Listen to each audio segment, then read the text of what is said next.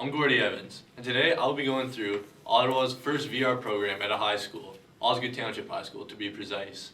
Me and my two colleagues, Seb Ismail and Nick Villeneuve, will be presenting these projects from various students at Osgoode Township High School, along with Mr. Dubeau, our comtech teacher. Hi, I'm Seb Ismail, and I'm a producer, cameraman, and editor on this documentary. Hey, I'm Nicholas Villeneuve, and I'm the director of this documentary, and I'm also working on the story. Who are you and what's your role in this project? I'm Tristan Brown, and I'm the lead programmer for our VR project in Mr. Dubeau's content class. My name is Jameson Dean, and I'm lead coordinator and secondary programmer for the VR project that we're working on in Mr. Dubeau's comtech class. Is this your first time programming with VR? Yeah, this is the first time I've ever really worked with VR, but I've made a couple other games in the class, and I'm pretty confident about it. This is my first time programming a VR video game. I've never done it before. I've tested them out and played them before, but this is my first time ever trying to do something. And how did you go about learning the VR program aspects without any previous experience? For me, learning stuff like this is just a jump into the deep end sort of experience, wing it, just learn as you go. I've been looking at resources that Mr. Dubeau has in the comtech room, like the VR cookbook. That's been pretty helpful in learning different types of movement and stuff like that. But overall, I've been watching a lot of YouTube tutorials and things like that from other creators that have made the games themselves. How did this experience stand out from any of your other comtech projects so far? This experience is definitely one of the more nerve-wracking ones because we are inexperienced when it comes to VR, so working with this sort of stuff is new and fresh, so it's fun, but it's nerve-wracking. Yeah, definitely. This is something that I've never really worked on before, so it's something totally different. We're like on the front edge of what people are doing, so it seems really new. So who are you? I'm Mr. Dubeau. I teach at Osgoode Township High School. I teach comtech. Been doing that for about 6 years. I've also taught at the University of Ottawa 5 years, the course for preparing teachers to use technology in the classroom. And I've also presented on technology across the country several times over the last 10 years. Okay, and what were your goals with this project? My goal of this project was to find a project that would give students the opportunity to help others with technology. Our goal is to create a VR simulation that would help students who are struggling to maybe improve in the real world by using the tool that we're going to create. So one example that we're working on right now, or prototyping, some of the groups are working on this, is how to create a car, for example, that you're driving around in, and the car is going to be used to help these students who apparently most don't pass the Ontario driver's test. So there are 5 classes at Woodruff High School that are a group of students who generally don't get the same high school degree as most of us, or most regular students, because they struggle for a lot of different reasons. And so one of the areas that a lot of them struggle in is getting their driver's test. So that's an example of something we may try to do. Now, we don't know how to do that. We're kind of hoping to move along in that direction where we figure out a whole bunch of neat things. Okay, cool. And what experience do you have with VR before this project? Pretty much none. But I have a lot of experience working with 3D modeling with my students, and in case you don't know, VR is built in a 3D environment, so everything you experience when you put on the VR goggles, if you've ever tried it, is pretty much been designed in a 3D software called Maya or Blender or something similar. At my school we teach Maya, which is the industry standard. A few years back I took the plunge and learned everything I needed to teach it to my students. I had to teach myself, which is really often how it works in this field, because 5 years ago the technology barely was around, so you're constantly learning new things, and it's the way it works. And so the VR is just basically you're immersed in the environment. And the other big piece of the puzzle that I taught the students is a game engine called Unreal Engine, which is an excellent tool that's used in industry, and it's free, which is another big consideration, because there's never any money in high school for technology. And in fact, if these programs were not free, we probably couldn't teach them to our students, and the fact that they're free just allows the students to learn how to use a real tool that they would use in the real world so that they can make informed decisions on what they would like to do in the future. So, you know, they want to be a 3D designer, awesome. Then they tried it out, maybe they liked it, hopefully they liked it, and at least they know if they go into it what it'll look like. They can make the big bucks doing that kind of thing, and there you go. So how did you get the funding to become one of the first schools in Ottawa to be able to use VR? It was kind of by chance. Really, we wanted to do VR gaming, and so what happened is the school board created an opportunity for experiential learning, and so I asked for about $1,000 for the VR glasses, because that's what they cost, the real ones. We're not talking about the Google Cardboard ones, and those are the ones that work the best with the tool that we use, which is called Unreal Engine. And so the students are able to design and immediately see what they're creating using this tool. So the lead at the board, Cameron, told me, if you are interested in participating, we have a group at Woodruff that's also hoping to use VR. And one thing led to another, and we said, well, maybe we can try and create a VR game for this group. And hopefully that this tool that we create will have some application. I think for my students, what I'm more interested in is, the bringing them from point A to point B. And one thing I know for sure about technology is, unless I was some kind of expert, and the problem is with these tools are always so new, nobody knows how to really use them really well yet. Point A to point B will be a very kind of crooked line, and we're gonna hopefully get to point B where we have a really cool product that's gonna be maybe does what we hope it does. And this would obviously have a lot of commercial applications, and that's what we're hoping for. So the school board made some money available for what I would say are maybe some of us more entrepreneurial type teachers like myself, and thanks to that, it was an opportunity for us to really challenge our students in a probably, I'd say, a very meaningful way, and that's what we're hoping to do. How long do you think this will take, and what is your process? Well, our immediately short timeline is we just got the VR equipment, and we have one left a week of school. So I'm just going to say it was a long process to get access to the technology, because there's a lot of steps built into the purchasing process. But now that we have them, the students have been coming in at lunch, the interspares, staying after school, late after school, a few have stayed to learn how to basically use the tool. So the first part is learning how to use the tool. It's kind of like learning how to swing a hammer. Now, once you know how to swing the hammer, the next step is, okay, well, how do I build a house with it? And that's the more challenging step. Our first goal is maybe how to frame one wall. In other words, how to build a very small thing. And by the end of, June, we're hoping to have a few little pieces that were built by different people here and there. And I have several student groups working on different challenges. One group's trying to build like how do you put a golf club in the actor's hand, meaning the player, so that it hits a ball. And so we have the program. So we've already designed the golf course and the golf club, and now they're learning how to hit the ball, so that, and how does it travel, the whole physics in the engine.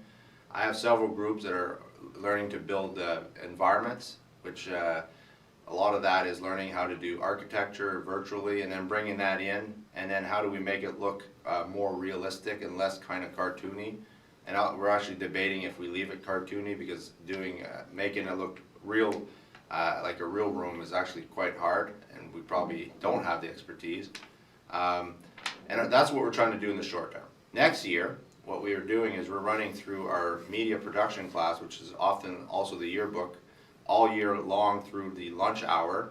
And I've already tapped on several students to join us, and they volunteered and are very excited. And so that's going to be their challenge. It's going to be a very independent learning, where a lot of them have already started with me this year, either in VR or in 3D modeling or in game design, and they're going to try to work together with my leadership, I guess, to try to come up with something throughout next year. And we're hoping that by, I'll say, maybe March, maybe April, we have a really good working prototype, something that's, you know, we could show off. And that's very optimistic, because reality is we're all learning this tool, and we're also trying to get industry partners. I've already approached RBC, and they're going to provide us with more funding, because one of the problems with these kind of projects, unfortunately, is very expensive, and unfortunately school budgets are not what they used to be, and of course when it's something experimental, nobody wants to take a chance.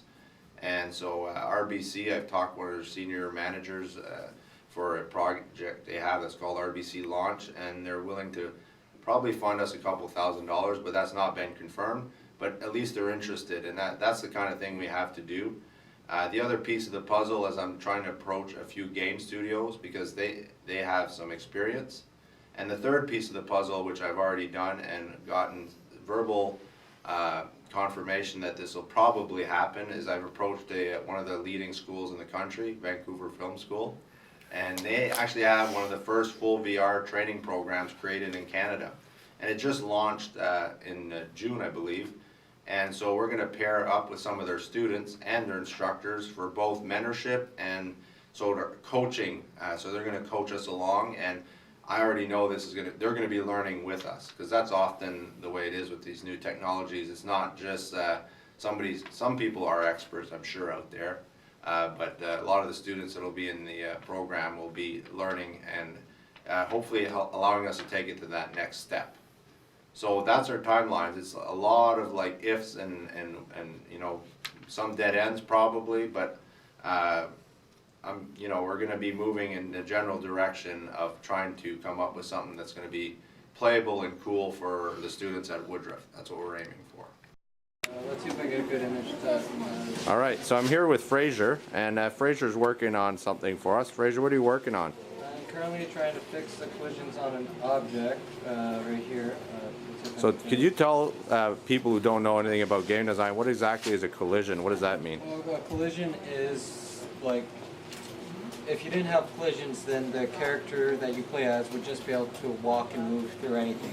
Yeah. So say if there is a wall or a couch or some object that you want your character to be able to interact with and sit on, or just be able to touch it, then you have to add collisions to it. Yeah, and then... And some collisions, you have to actually get, like, sometimes you have to get specific collisions, because not everything is either a cube or a circle or something. Yep. So sometimes collisions get a little complex, because you have to map around an object and let the player know that there's something there that they can, like, touch or hit.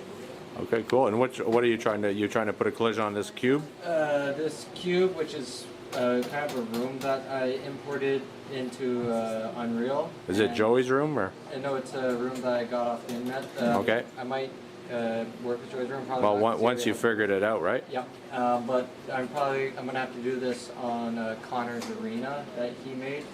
Yeah, which we can't get to run because it's too big. Yeah. Oh yeah. Yeah. Well, anyways, we're gonna try to solve that in a minute, but. Yeah. Okay. Well, that's awesome. Thank you very much. That's excellent. First. So I'm here with Peter, who's one of the students working in Unreal Engine, and he's really been developing some programming and some materials that would go into the project. So I'm going to have him talk a little bit about what he's done. So go ahead, Peter. What have you been working on? Alright, so I took last while working on some fog. So you can see I got these big boxes here that shows where it's going to be applied. Yeah. So if I go lower myself down into it, and you can see that it's going to start getting really foggy like that. Why don't we press play so that we can see a little bit what it looks like? So here I got you really heavy fog on the land. Yeah, and you coated that in there. Yeah, go out and then the water it's lighter. So what I did, I coated that. I got it right over here. So I made it all like up in. So as you can see, they're using branching to do the coding, which is another form of visual scripting. Here we go. For the fog, we got that over here. So.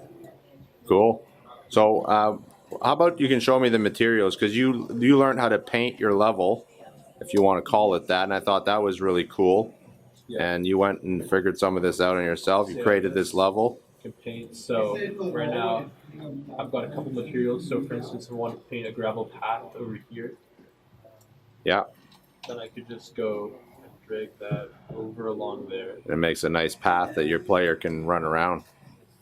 That's amazing. Play the So there you go. We got a little bit of a gravel path here right now. that looks great. All right, Peter, I'm going to cut you off because I think we have enough here, but that's an excellent project you're working on. It's going to be very useful for us. Thank you very much. All right, so I'm here with Joey Villeneuve, who's also one of the students going to be helping us out next year. And he's been learning using Udemy some of the advanced techniques that we may possibly need for our VR project. So Joey, how about you show us a little bit what you're doing here? My game just crashed. That's about what happens with these computers. So we'll get him to load it back up. But if you can, I'm going to zoom in here, and you can see this level here looks like a real room. And Joey's been working for a week on this, and as you can see, you got the real wooden textures, the real artifacts. It looks like a real sofa. Yeah, so I've just been taking the default models and stuff that come with the like the Archbridge package. I've just been making a room design that we're going to port into VR eventually. Yeah, and that's the step that we're hoping to do, and the amount of detail that goes in this is time consuming, but essential to making a really cool looking game and bringing that into something else. All right, thanks Joey. That's what I'm trying to do here with Jameson and Tristan, who are so this is a model that you see on screen that one of our students designed in another software package, and it's a whole level. It's just incredible, and we were able to make it work easily in 2D gaming. But as you can probably see, we tried to bring it into VR, and we're really disappointed because the level is incredible. And so what's happened, Jameson? Well, right now it's just all the assets. I think it's just, I don't know exactly what it's trying to figure out, but it's crashed. What's going on It keeps at all. crashing. There's way too many assets. Yeah, it can't handle how many assets there are to bring in. So if you're looking there, there's almost 2,500 assets all being brought in at once. Yeah, and basically, even though we have the most powerful computer almost, we're gonna have to learn to work differently. If you look at our memory there, Yeah. we're using up 76% of our memory. And that's a computer with 32 gigs of RAM, when most school board computers only have 4. Like here, let me see. And it has a very high processor. Here's what our PC looks like stat-wise, and it's still not able to handle. Okay, well, we're learning how to work with the tools we have, but that's excellent, guys. Keep we'll try, and we're gonna try something after. All right. Hi, Caroline. How's it going? I'm good, how are you? All right, pretty good. So Caroline's been working on developing some tricks that we didn't really know how to do using particles, and particles are basically, as you can see, a fireball. So maybe you can walk us through your game and show us what you kind of tried to do so far. Yeah, sure. I'm trying to add sound to the fire right now. Okay, I can come and help you with that after. That's one I know. So I can hear it right now, but I don't want it to be like outside when I walk up to it. Yeah. So what happens when you go in the fire? The damage goes down, or Yep. You program damage in it. That's excellent. and then I also programmed that when it gets to 0 that it just kind of stops. Okay. So And you I could can't go to control game it. over screen. Maybe we could figure that out. So what happens when, what's the goal of your game? So the goal of my game is to save a child. Actually, I'll just go back to it. Yep. There's a child that's in the burning building that you have to find and save. I couldn't figure out how to pick up objects though. Okay, we're working on that. Yeah, I'm still working on that. But you can generally just kick the baby out of the house for now. Okay, that's good. Well, that's so I something. figure out how to move it, but I just can't. Yeah, I have to get the inventory still. But then you're gonna move it, and I'm gonna build a room that's kind of fireproof here. Okay, And then you just have to move the baby there so that it's safe. that's amazing. All right, thank you so much. Appreciate it.